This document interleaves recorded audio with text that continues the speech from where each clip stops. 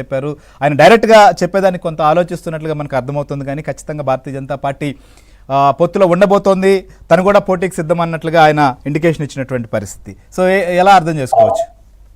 అవును, ఖచ్చితంగా సీఎం రమేష్ చెప్పినట్లుగా ఆయనకున్నటువంటి పరిమితుల మేరకు ఆయన చెప్పడం జరిగింది. మొదటి నుంచి కూడా బీజేపీ, టీడీపీ, జనసేన పార్టీలన్నీ కూడా కలిసి పోరాడాల్సినటువంటి అవసరం ఉంది అని చెప్పినటువంటి వారిలో ఆయన కూడా ఒకరు. సో ఖచ్చితంగా ఆయన అభిప్రాయాన్ని కూడా పార్టీ తీసుకుందనే చెప్పొచ్చు.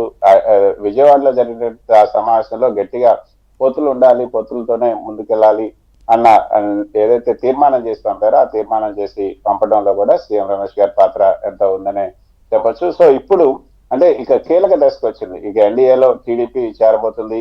ఆ తర్వాత సీట్ల సర్దుబాటుకు సంబంధించినటువంటి అంశాలు కూడా రేపు అమిత్ షాతో చర్చించబోతున్నారు. కాబట్టి ఈ దశలో ఇంకా ఆయన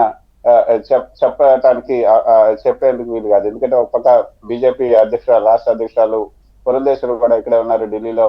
ఆమె ఈ రోజు అమిత్ షాతో కూడా భేటీ అయ్యారు, తర్వాత నడ్డాతో కూడా భేటీ అయ్యారు. అంతకు ముందు ఏదైతే శివప్రకాష్ తో కూడా భేటీ అయ్యి అక్కడ రాష్ట్రంలో ఉన్నటువంటి పరిస్థితులన్నిటి కూడా ఆయనకు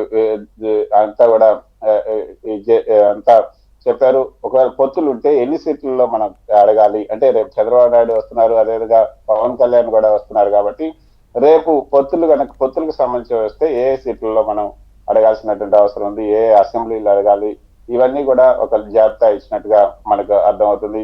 మినిమం ఒక 5 సీట్లైనా మనం తీసుకుంటే బాగుంటుంది అని కూడా వాళ్ళు అభిప్రాయపడుతున్నారు. కానీ 5 సీట్లు తీసుకొని 1 సీటు 2 సీట్లలో గెలవటం కన్నా కూడా ఆ గెలిచే సీట్లు మాత్రం మీరు తీసుకోండి. తర్వాత మళ్ళీ ఎమ్మెల్సీలు కానీ లేకపోతే రాజ్యసభ ఇది కానీ లేకపోతే ఇంకా కింద ఏదైతే మున్సిపల్ బాడీస్ తర్వాత ఇంకా స్థానిక సంస్థలకు సంబంధించినటువంటి వాటిల్లో కావాలంటే కూడా మీకు భాగస్వామ్యం కల్పిస్తామని కూడా చంద్రబాబు నాయుడు చెప్తున్నారు. ఈసారి అయితే గట్టి పోటీ ఉండాల్సినటువంటి అవసరం ఉంది. ప్రతి సీటు కూడా ఇంపార్టెంట్ కాబట్టి ఆ ఒక్క సీట్ను కూడా వదులుకునే అవకాశం లేదు. కాబట్టి అంటే గెలవలేవని చెప్పి తెలిసిన తర్వాత ఇక మనం పోటీ చేయటం కన్నా కూడా గెలిచే సీట్లలో మాత్రమే గట్టిగా మీరు కాన్సన్ట్రేట్ చేయడం. అందుకే ఈ రెండు పార్టీలకు కలిపి జనసేన బీజేపీ కలిపి 5 సీట్లకే 5-6 సీట్లకే ఆ రెండింటిని కూడా పరిమితం చేయాలని చంద్రబాబు నాయుడు భావిస్తున్నారు.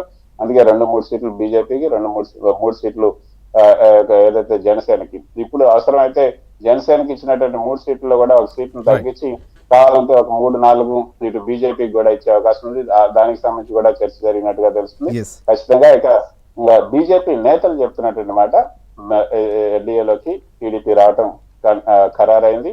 రేపు దానికి సంబంధించినటువంటి అధికారిక ప్రకటన, అదేవిధంగా సీట్ల సర్దుబాటుకు సంబంధించి కూడా ఒక విధమైనటువంటి అవగాహన కూడా రేపు వచ్చే